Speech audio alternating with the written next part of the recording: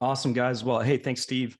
It's been a real joy to do this. This is a big end of the year capstone experience for us. And Steve and I have been working for about a year or two already on this, me from New York City and Steve from Vancouver. He and I both share a lot of the same intersections of local church, global mission, nonprofit, entrepreneurship, a lot of those same themes. And so it's been a real joy to get to work together. A couple quick housekeeping notes before I dive in on the vision talk. One is all the ventures that we're going to be presenting today, you can find on this link that I just dropped in the chat, missionallabs.co/pitch day. There's a little bio on each one. You can click into each venture, and there's a lot more information, how to reach them, how to email them, how to find their website, their Instagram, whatever it is. And then the second thing for you is this link right here. At the end of this session, we're gonna ask you to fill out a very simple response form, which will basically signal to us any of the ventures that you would like to connect with, and also ways that you might want to connect with us, and we will do the rest. We'll do all the follow-up. So all you have to do is fill out this really simple form, but I want to give it to you in advance just so you have it. Okay, so I'm going to give you a little bit of context here of what we're trying to do. So let me just get my little screen share and get this all going. Okay. Hoping you can see a little PDF here that says Missional Labs Pitch Day. And I'll just give a little vision talk. So this is our first pitch day. And that's what we started Missional Labs in the midst of COVID. And this is kind of the first little public experience that we've done with anybody else. But let me just hit you with the context, and then I will unpack it and explain it. So we are trying to build an ecosystem for 21st century mission. And this ecosystem is organized around our core purpose, which is to advance next generation missionary ventures that renew the imagination of the church and reach the modern world. So I'm going to unpack that. But for some common ground, Steve and I started in COVID as everything was changing, things were shifting, with a core question that we probably share with you, which is why you're here. And that question is, what will shape the future of the church? Who will shape the future of the church? Is it going to be secularism? Is it going to be consumerism? Will it be technology, politics? Will it be the emergence of the church in the global South? Will it be the next generation, Gen Z? Is it going to be a new wave of renewal and revival? Is it going to be cultural engagement, cultural renewal, technique, new programs, the leadership development sort of industry? There's a lot of forces at play that are going after renewal, innovation, in the future of the church.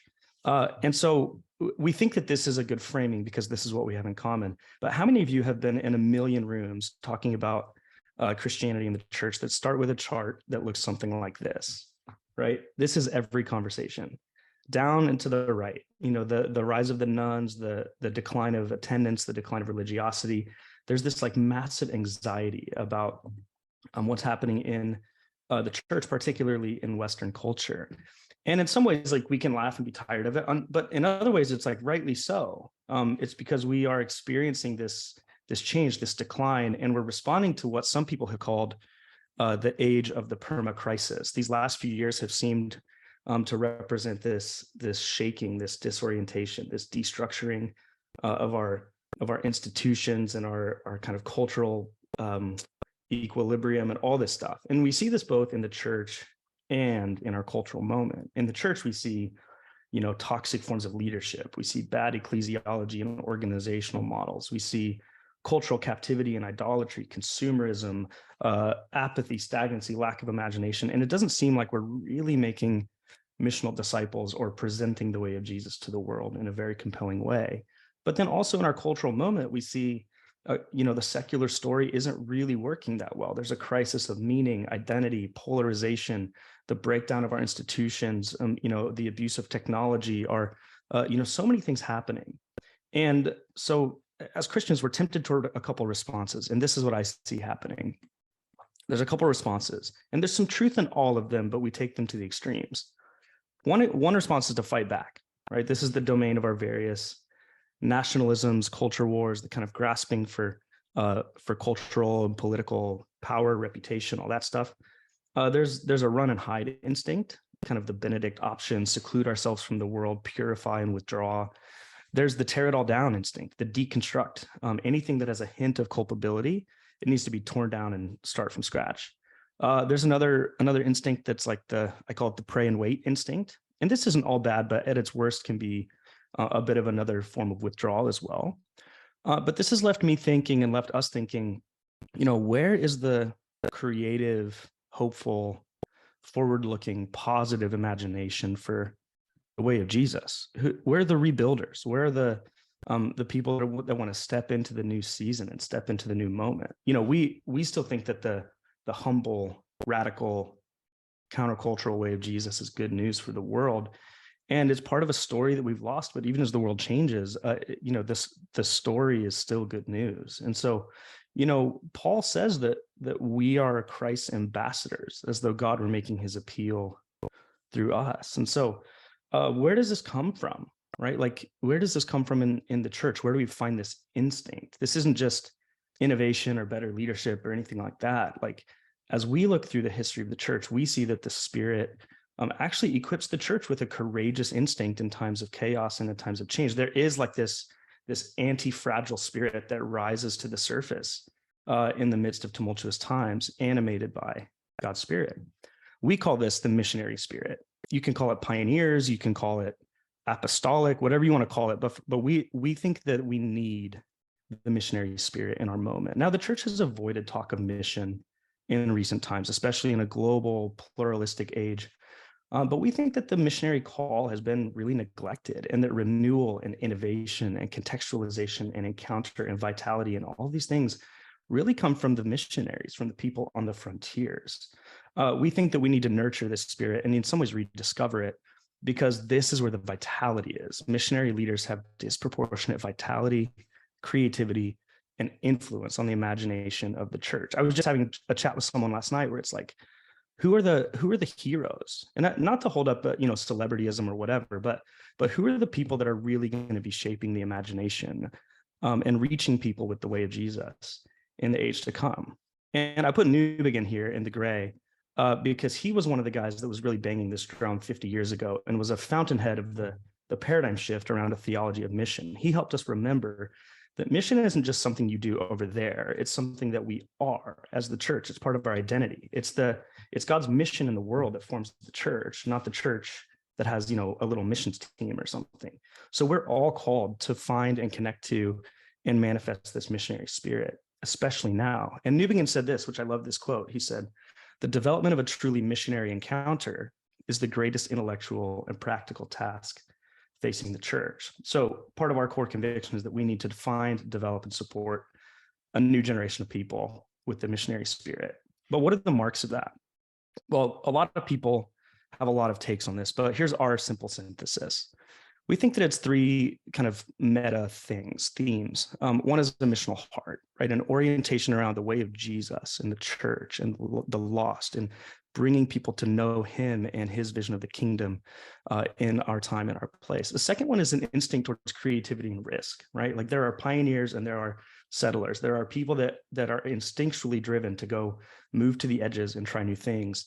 And then we think that there's a cultural engagement, right? Like a willingness to engage in places that are proximate to where the action is, where the thought and the artifacts of culture are being developed and shaped, key industries, cities, and networks. And so for us, this is the intersection of a lot of what we're looking for in the kinds of people that we think will shape the future. But let's look backwards before we look forwards, because in history, here's the thing. The missionary spirit is always searching for new forms and new structures. So Ralph Winter, who was a missiologist, called these sodalities.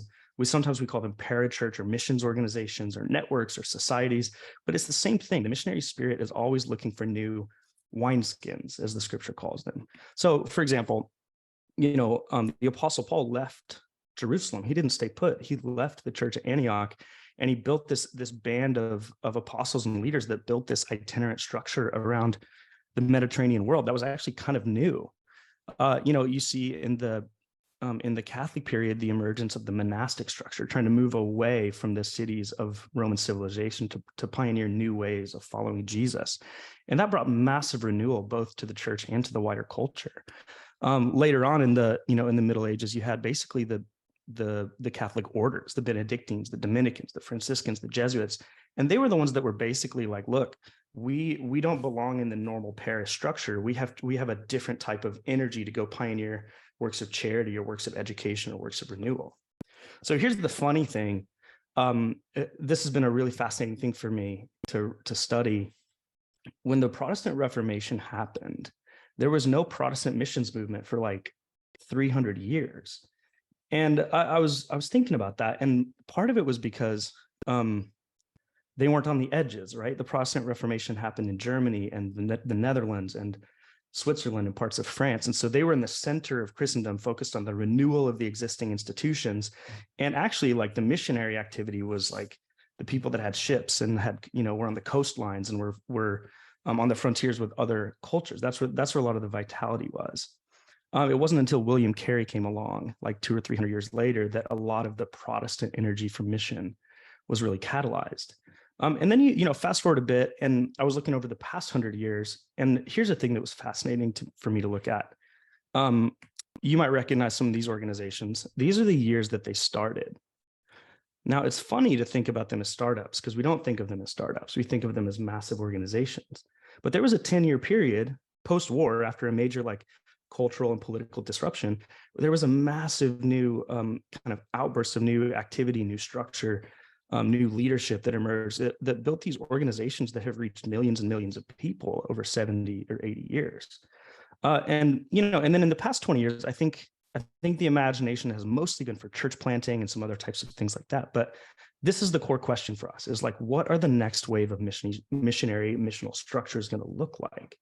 And we think that for the most part, the work that is going to shape the front edge of the church over the next 10, 20, 30 years hasn't been built yet, right? Like, the organizations that helped you meet Jesus and come to know Jesus are probably not going to be the same ones that help your kids or their kids make sense of Jesus. And so we think that there's a massive need to be a catalyst, to play a role in the formation of a new wave of missional structures. Now, here's the thing. We know how to do this in other sectors, right? They're like, everybody is trying to figure out how to get ahead of the curve, how to get to the redemptive edge, how to get to the frontier in every other sector. But we don't really have much of an imagination for what this looks like in the church. But we think that a missions organization of the future will essentially look like an ecosystem that catalyzes a new generation of missionary ventures that creatively advance the way of Jesus. So that's what we're trying to build. Here's a bit of what we think that looks like. Our main thing is going to be ventures. We want to find people that have a vision, a calling, a vocation, and are like ready to build something. And they're in the early stages, maybe first year, second year, and we want to come alongside them and help them.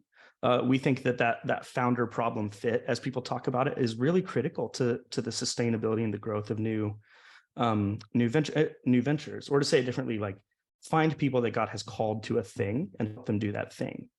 Now, upstream of that is formation. We have to do education and discipleship and theology of mission and all that sort of stuff. And we are doing that, and we'll continue to find ways to do that through the local church. And, later on, we do some innovation and strategy and advising work, and we've done that with bigger organizations trying to figure out mission. But the ventures thing is the main thing. And so this is what we're going after. So a year ago, we started a little program that we called an accelerator for about 12 to 15 projects. And we've done 2 cohorts this year. So that's why you're here. We've had 2 cohorts that are ready to share. And it's been virtual first for the most part, about 6 months. Most of the projects we've pulled have been from, London, New York, Seattle, Portland, San Diego, kind of these cities that are on the frontiers of secular culture. We've pulled in a lot of amazing faculty and mentors, like pastors like a John Tyson or a Jason Ballard from Vancouver. We've pulled in business tech entrepreneurs, nonprofit executives, to give a 360 on kind of innovative leadership in a church context. Our curriculum is really kind of an integration that we've created of the best of a theology of mission, as well as disciplined entrepreneurship, as well as kind of vocational discernment and personal, like, spiritual leadership. We want to bring together the best of like spirit-led leadership, disciplined entrepreneurship, and like rich theology of mission and culture. So that's what we're going after. This is the pitch day. We've never done this before. And then we're building a network of support services, team, talent, people, skills, creativity, connections to investors, funders, all that stuff, part of the ecosystem building. Now, here's the thing. You might be like, what is a missional venture and how's that different from every other startup ecosystem? And so I'm borrowing from Tim Keller and a few others on the priorities that we think really speak to the frontiers of renewal in the church. And this is kind of how we think about it. We're looking for new initiatives in church planting, whether that's training, new forms of ecclesiology, new bivocational models, whatever that is, new forms of evangelism. What does apologetics look like now? What does digital evangelism look like now? What does scripture translation and Bible engagement look like? Spiritual formation, how do we help people follow and form their lives around the way of Jesus, both individually and in community? Culture and vocation, this is a big catch-all category, but people that are working on bearing Christian witness in the public square, faith and work initiatives, mercy and justice initiatives, higher education, academia, there's a lot of stuff there. And then the leadership pipeline, everybody's trying to develop leaders. Everybody's trying to raise up a new generation. And there's conferences and cohorts and higher education. There's so many things happening in this space, and we want to be a catalyst for a lot of this. So we've served about 30 ventures so far through our first 2 prototype accelerators. It's been a ton of fun. I've made a lot of friends. We've connected a lot of dots, and we've really helped people develop their vision and their ventures. And a lot of them are really growing and taking off and making a big impact. So this is part of Steve and I's vision. We want to build a community that comes alongside, 25 ventures a year over 10 years. And we want to be one of the best places in the world to really invest in the future of mission in strategic ways. So we're going to talk a little bit more about that at the end and what that looks like. But you're here for the ventures. And so this is just the context. But I'm so excited to begin to introduce some of our friends who are working on really amazing stuff. So thanks for listening. I'll stop sharing there